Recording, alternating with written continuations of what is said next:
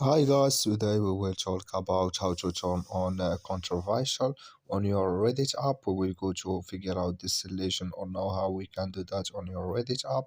We just go up here in this picture, we will click, then we this window show for us like you say, then we just click here on settings, then we come here to settings window here in this window, then we just click here on sort home posts by, and we click here on controversial here in this mark here, and like you say here you can so you chose a time you want to add like this, and like you say now sort to home posts by controversial is turned on now here like you say.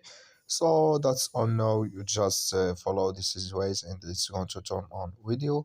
Thank you for your watching. Don't forget to support us by like and subscribe, and see you in next video about our Reddit app settings.